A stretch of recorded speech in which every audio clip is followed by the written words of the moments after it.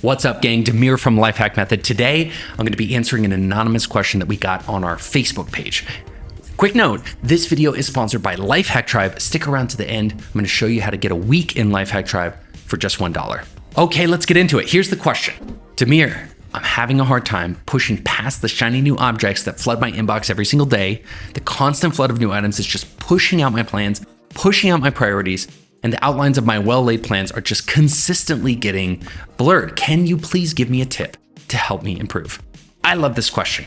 Here's the thing. It is so impossibly hard to operate with the default productivity workflows of today's world.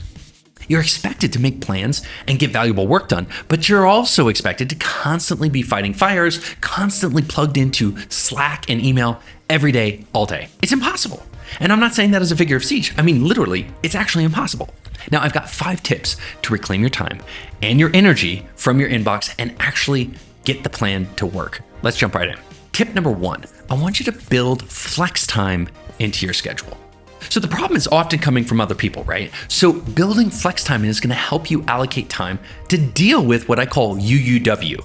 UUW stands for unwanted, unplanned work, because that's what it is. It's unwanted, and it's unplanned, and it's work. So I want you to start by blocking off 15% of your total working hours, set it aside, completely block it off to work on unforeseen tasks that come up at the last minute.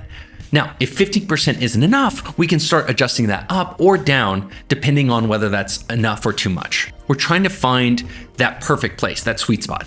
For clients that I have in fields like IT, sales, recruiting, that can be as high as 70% because at the end of the day, it's their job to pick up the phone and deal with whatever's happening on the other side. This is just a personal goal you've got to make. We got to start somewhere, so we're going to start with 20%. But be real with yourself. If you need to go up to 70%, do it. Quick story, I once had a client who was in emergency PR. So her job was to deal with not just PR, but PR for people who were frankly having a crisis. And so the nature of her job was she didn't know when that phone was gonna ring. And when it rang, it was somebody having the worst time of their life. What we learned from working together is that you can predict the unpredictable by simply saying, hey, on average, how many of those phone calls are going to come in? It's not going to be 200. She determined it would be about 2 or 3 per week. And each of those calls would get put into a certain process, and each of those processes would take a certain amount of time. So even though it felt unpredictable, there's actually a tremendous amount of predictability inside of the unpredictable. Tip number 2, get reconnected to your motivation. I mean, let's be honest. It's not always other people. That's the problem. Sometimes you want to be distracted. Sometimes you're looking for distraction. Sometimes you're creating the distraction. You know that cliche of an actor asking the director, what's my motivation in this scene? Well, it turns out that that's actually really important. You know, our brain isn't that complicated, gang. When we lose sight of how our work is moving our life forward in a way that we want it to, we lose motivation. And we open the door to procrastination. We open the door to self-sabotage. So get yourself reconnected to your game stat. That means getting radical clarity on what you want. How is what you're doing today and this week, as dreaded as they might seem, actually moving you towards where you need to go? Number 3, get yourself an email batching schedule. Gang, come on. This one's simple. Having your email inbox open as you try to get work done every day is the same as trying to diet in front of a box of donuts all day. Technically, you can do it. It's possible, but nobody's going to succeed for very long. King, if you were on a diet, you would stay away from the donut shop. You'd stay away from the donut box. So close your inbox at regular and predictable intervals to give your brain a rest and block out the shiny objects. Number 4, create a communication policy. Put very simply, an email communication policy tells people when you're batching your email, when you're going to read emails, how often they can expect a response, how quickly they can expect a response. Now, if part of you won't batch your emails because you don't want other people to get angry with you for not responding in a timely manner, just tell them. Tell them when you're batching your email and let them know when you're going to respond so they can optimize around it. If your boss knows that you check your email at 8, at 12, and at 5, then they can start to slowly over time optimize and think, oh, okay, it's 5. I better get that email to her before she leaves the office. At the end of the day, a communication policy is a win-win. That's what people don't get. They think it's a win-lose where I win and you lose, or you win and I lose. An email communication policy is the way that you can communicate with me such that we both win. Tip number 5, build yourself a 7-day response schedule. Now, it's possible that your boss is part of the problem, but your boss might also be part of the solution.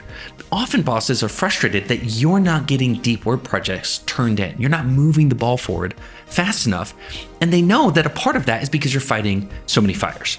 So I suggest that you make a deal with your boss, your coworkers, the people around you, your clients, that anything that comes up in the week will not be addressed and responded to until the next week. Exceptions only for true emergencies.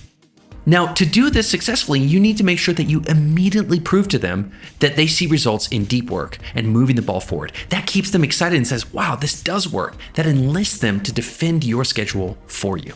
Now, people might not love it, but they will adopt it. And if you show them an immediate benefit, they'll defend it ultimately. And it forces them to stop dropping things on your desk last minute. And heaven forbid, maybe they actually need to plan a little bit more. Okay, gang, this is just scratching the surface. If you guys would like to hear more about us dive into this topic, like on our podcast, then let me know in the comments. Let me take a minute to talk about our sponsor, Lifehack Tribe. Now, Lifehack Tribe is a monthly membership program for people who are feeling overworked and overwhelmed and disorganized, and it's there to help you create freedom so you can actually start designing a life where you're getting what you want out of your life. Each month in Tribe, we host awesome live calls really focused on productivity, lifestyle, and actually building your best life. We do in-depth trainings, pre-planning sessions where we all plan our month together, ask me anything coaching calls, and more. In Tribe, what we're really doing is creating a community that supports each other in creating our highest levels of productivity and accountability. Not because we're productivity nerds, but because we know that that's the way we're gonna build a life that nobody else gets to have.